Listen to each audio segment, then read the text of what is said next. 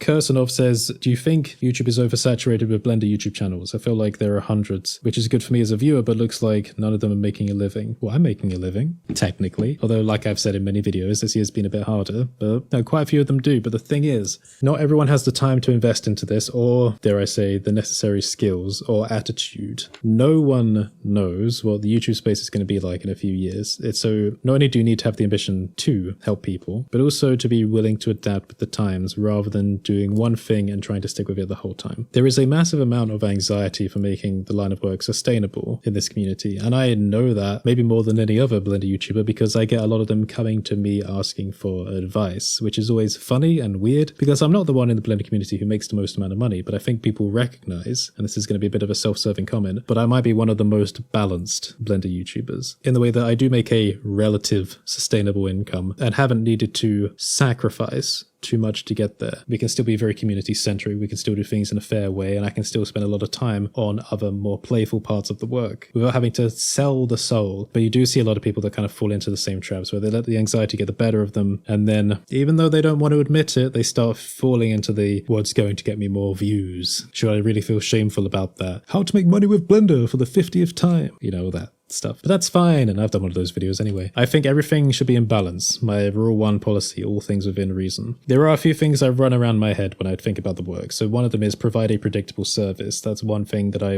just couldn't get out of my head. If you want to grow, find a community to provide a service for. You need to make yourself useful. Don't be selfish. This is the thing, or the trap that everyone falls into. So a lot of the time when people grow up, they get a lot of validation. If you want to be a musician, you make music and your mum, dad, nan, brother, sister, whatever will say, oh wow, that's really good, that's really good, wow, people are gonna love it. Kind of build up this feeling that what you have is something of value to give to the world. But what people don't teach you is the ability to question why anyone should care about what you make. Because it's a bit of a rude thing to ask people. You know, if someone's grown up, they've got through school, they want to start a job, they aspire to being an author, they write a book, they spend a lot of time doing it, a lot of effort, and that's a wonderful thing. But why should anyone care about your book? What have you done for the world? What have you done for the writing community? You know, all that kind of thing. And it's not just that, it's artwork as well. It's also developers of every kind, game developers, and you think, okay, well, entertainment is a service. Entertainment is something you can give to people, and sure, but in an oversaturated space, again, kind of as we're talking about with Blender YouTubers, particularly with music as well, there are so many wannabe musicians. In an oversaturated space, are you really helping anyone who needs help by making this? That doesn't mean you shouldn't do it, even if the answer is no. It's just something to think about. If you want to grow, how can you take your ambition and make yourself more useful to more people? So for people that want to join the Blender YouTube space, if you want to break through the large number of people, that, I think, to me, is the key question you want to ask yourself. Everyone else is going to be looking at it thinking, how can I make a living so that I don't have to do a regular job and I can just play with Blender all day? What I want you to ask yourself is, putting aside selfish impulses, what can I do to be more useful to more people in the Blender community than everyone else? And in thinking about that question, you may come up with some ideas that other people haven't thought of. And I think it's an interesting thing to run with. So a lot of people try and answer that question by making free products, which is great. That's actually one really good avenue to go down. And I have my suite at that as well. And it's not, again, necessarily like these things have to be in conflict with each other. Because one piece of advice I always gave to people was that if you give stuff away for free on Gumroad, for example, you build up a mailing list of people which you can talk about your future paid products to. So being useful and giving stuff away for free isn't necessarily in conflict with this sustainable idea. They can benefit each other, you just need to know how to do it. And again, it's something that people aren't necessarily taught in school. It's a specific kind of business model, but I always hesitate to call it a business model. It's like, be useful to people, but if you want, you can do it in a way where it can benefit you at the same time. Pretending like the idea of benefiting you is not even something you ever think about when helping other people just isn't true. It's disingenuous. But I also don't believe in single motives. This is just like another general policy for life. So I say to my friends, when it comes to things like conspiracy theories or even spiritualism and cults and stuff like that, if people try to describe the world or anything esoteric in single motives, a very simple, understandable motive, it is bullshit. Probably. What I mean is, like, when people talk about the idea of aliens, for example, they go, oh, well, you know, in some of the weirder corners of conspiracies, they're evil. They want to feast off of our fear. And I'm like, okay, evil, single motive, feast, single action, fear, single motive, oversimplified, very human-centric, small brain perception. Reality is a very complex net of action and reaction, and single motives very rarely describe true behavior. So